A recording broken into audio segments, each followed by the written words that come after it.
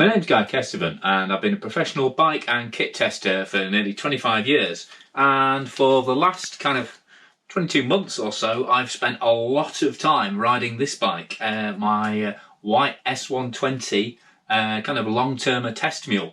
And so I thought now might be a good time to talk you around, kind of the kit that it's wearing, some of which I've already done test videos on, which I'll put links up to where appropriate, and just kind of, talk you through the bike and how it's grown to be, probably one of the favourite mountain bikes I've ever had as a long-termer. I mean, very much a piece of me, this bike, super aggressive geometry, but as you can see, relatively light, currently clocking in at 12.7 kilos without pedals, and that's, without a particularly light wheel set in it.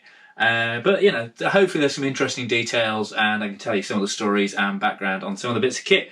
So, I'm going to stick it in the work stand now and, let's get on with the story.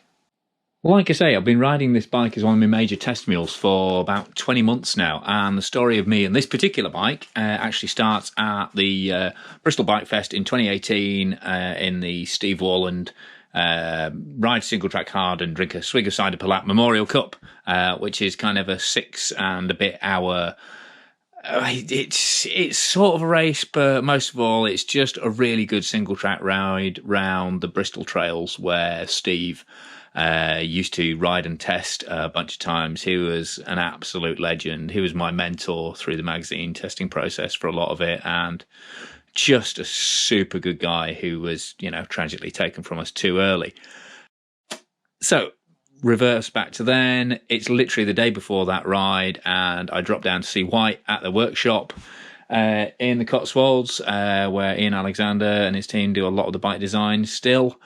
And I pick up one of their sort of early sample test S-120 bikes. So you can see it's still got development tune stickers on there from that Fox Float shock on there.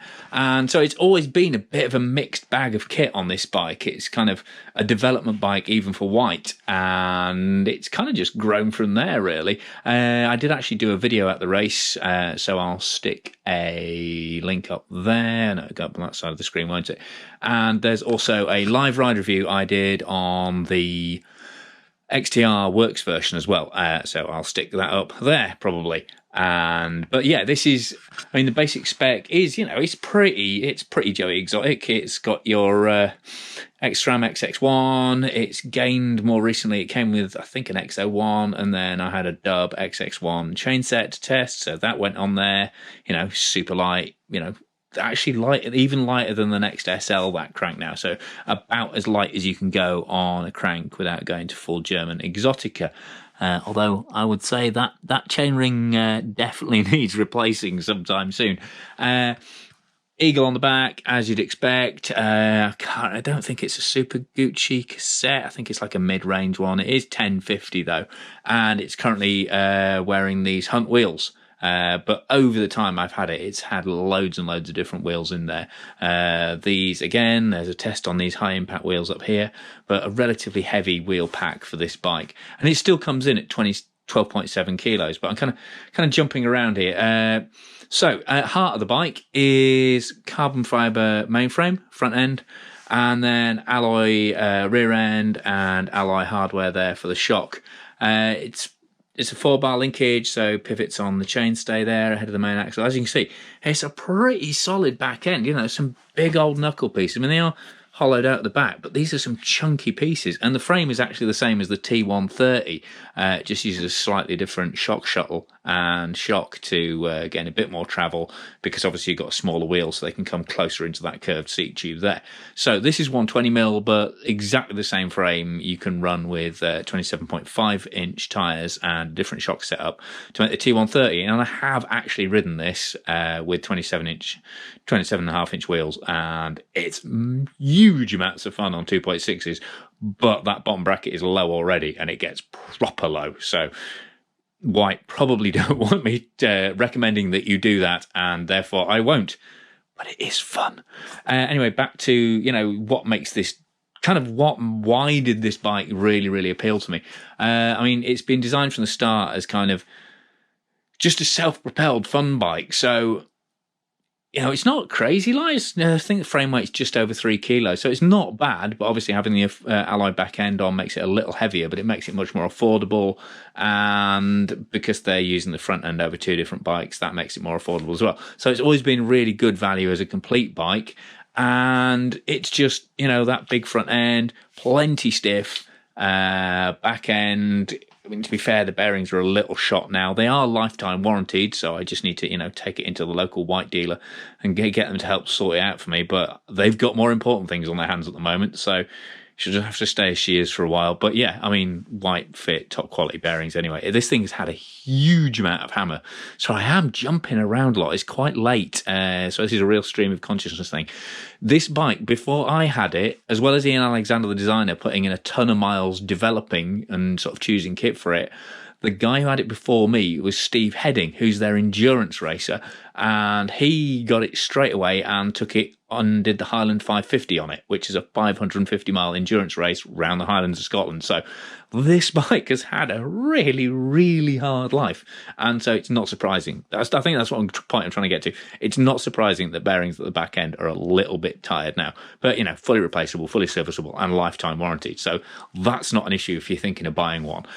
What is an issue if you're thinking of buying one is the fact that this 66-degree head tube. I mean, there are more bikes now that come with relatively, 120mm bikes that come with a relatively slack head angle. But when this came out, there were very, very few that kind of combined this short travel and relatively light and agile frame with, what were then properly enduro angles. It's still a slack front end. And also they had a short offset fork on there. So that adds even more stability. But because of the double whammy of having the weight more in line with the fork legs, it also makes the steering more sensitive. And then, perhaps inevitably on top, is my favourite cockpit, this Percenti P-Dent setup. It's actually an original one. There's a second generation stem that's a bit sturdier. These did have a habit of cracking. This one hasn't yet, thankfully. But because there's a bulge in the back of the bar here, the bar actually overlaps the steerer. I don't know if you can quite see that. So effectively, this is a 25mm long steerer, even though the bar is actually 31.8. So the bar actually wraps around the steerer of the fork. So again, super short front end, makes it ultra agile and responsive up front. And this SID, the SID's a very recent addition to the bike. It's not been out long, and again, test up there. But, it's such a good match to the bike because, it's properly light. It's significantly lighter than the Fox 34 Stepcast, which it came with. But just the control and the way it feels on the bike is really, really impressive and a great match to the Fox shock on the back end. I am in the process of trying to get a SID shock to collar and cuff it, but haven't got there yet. But like I say, this bike, it's not, although the frame is pretty damn tough, it's taken a beating. I've raced enduro courses on it and all sorts. It's primarily designed to be light, fast, and agile, and just go out there and find all the good descents and all the good technical riding, but do it under your own power. It's not a sort of trudge up the climbs, wish I had an uplift bike. It's a proper fun hunter, this. It'll go out, That's kind of the theme for the live ride review I did, even before, riding local, no car, etc. was a buzzword. That's exactly what I did on this bike, because that's what it was designed to do. Just make maximum use of your trail time by making every bit of the trail maximum fun. 66-degree head angle. Seat angle, I should have looked this up beforehand. It's relatively conservative is what I'd say. It's kind of old school. It's not slammed forward or anything, but it still climbs really, really well, and it's got a totally neutral suspension kinematic. It really, in a really good way, it doesn't stand out at all. I remember first time I rode it, I thought, when I was racing on it, I thought, it's a bit soggy. It's a bit, it's bouncing around a bit too much, and I was toggling around with the lever. But it's a 6-hour race, and by the time I'd got sort of an hour into the race, I was just like, do you know what? It just pedals fine. It's, it's a little bit active out the saddle and stuff like that, but the traction I'm getting and the comfort I'm getting, the control I'm getting, just leave it as it is. If you really want to firm it up, leave it in trail, but it pedals well enough in fully open that this thing, it's always been really deceptive how quick this bike is. Like I say, it's pretty light at the moment, but it has never struggled on climbs, even compared to, much lighter and much more expensive bikes. And that, again, that's been the case all the way through.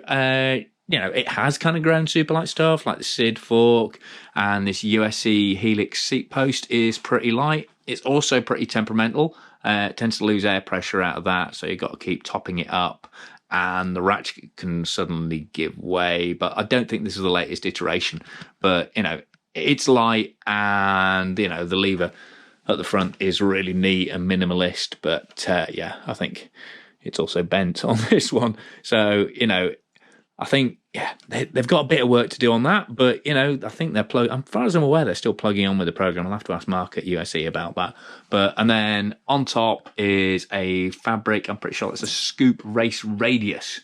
So it's the titanium railed saddle, which saves you about 10 grams over the Chromo one. So, minimal gains, but, really nicely curved shaped saddle. And because it's got that radius curve on it, they do a flat and they do a shallow as well. But because it's got that kind of droop nose on it, you can move yourself forward onto the nose, which kind of makes you up for the fact that the seat angle isn't super steep. Sorry, I really am jumping around here. What haven't I talked about on this bike, apart from the fact I've loved riding it for 20 months, and I still do love riding it. I mean, apart from the bearing issue, which I do need to get on top of. Other things that I've kind of changed to over this year, Hunt wheels, like I say, relatively recent, but also Conti, the new Continental range.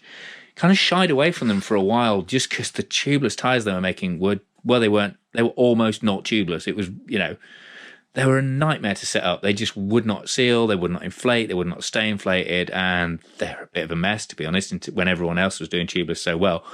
But the new range, really good. Totally new tread on this Mountain King here. So this is kind of more aggressive, probably one of the more aggressive tyres I've used up front. It came with Maxxis Forecasters, and there's absolutely nothing wrong with them. But this is, despite being chunky and despite having quite an open, mud-friendly tread, it rolls really, really quick. And then on the back, we've got the Cross King, which again is deliberately a faster tyre, so almost centre ridge there, almost centre ridge tread on it there, really quick. And they just suit this bike really, really well. I actually ran it for a long time with the Race King, which is really close tread, proper race tyre on the back. And because of the way the suspension's so active, it's still super grippy. And I think that's still on a wheel. It was on a Bontrager wheel, and what was I trying to blow up? Oh, I had Mazocchis on the front as part of the testing. Had the 130mm Mazzocchi, and basically I was trying to hit that as hard as I could down Stainburn, and I forgot I wasn't running much pressure in a race tyre on the back and ended up cracking the rim. But as far as, the tyre survived absolutely fine. So again, Conti had a bit of a reputation for quite fragile tyres, but these new protection carcasses, not only are they properly easy to get up tubeless and just seal with no problem at all, but they're actually pretty tough too. So if you've been concerned about Conti not really being up to speed, I mean, they've been smashing it on the road market for years, but now they're properly up to speed on the mountain bike side of things as well, especially, certainly on the trail side. What else do I need to talk about? Oh, fabric, as well as the saddle. I've also got fabric grips on here, fabric fun guy grips, no less. So not only, are they fun guy grips for a fun guy like me, you've got a nice mushroom kind of, soft pressure spreading grip on the back, and then this kind of squared off tread. Tread? Yeah, it's tread on the grip, isn't it? Just to give a bit more purchase there when you're really revving it round. Brakes are G2 Ultimates, so, pimpy brakes, just great, loads of control, loads of feedback, not the most powerful brake, but, just good, reliable, fully adjustable, no-brainer brakes. Great for a bike that I do generally push really, really hard because it's so fun to do it as well. Yeah, the fork gets a bit twangy, flat out, and the fact it's only got 120mm travel. You are riding by the seat of your pants occasionally, but the geometry is so good, and the sensation you get from kind of being on a bike that really suits my skill level, really. I mean, if I'm riding a 150, 160mm bike, the bike could plainly go faster than I'm brave enough to make it go. I'm quite willing to admit that. So although I can test them, when I ride them for kind of my own fun, I always feel like I'm letting the bike down because I'm pulling the brakes when it could clearly run on and yada, yada, yada. Whereas this kind of like short travel 29er, it always feels like me and the bike kind of working together. There's that real kind of visceral sense that you and the bike are a team, and that you still get that sense of achievement for for conquering technical stuff, whether it's climbing, whether it's descending, or just, and because it's lighter and more agile, it just threads single track flat out beautifully. You can flick it, you can twist it, you can turn it, feels really alive underneath you. And because, you've only got 120 mil of travel, the geometry stays really consistent and really controlled. I mean, the suspension is doing a good job of that anyway, but there's no overbalance, there's no bounce, and there's no wallow. So it's just a really, really kind of richly communicated, high feedback ride.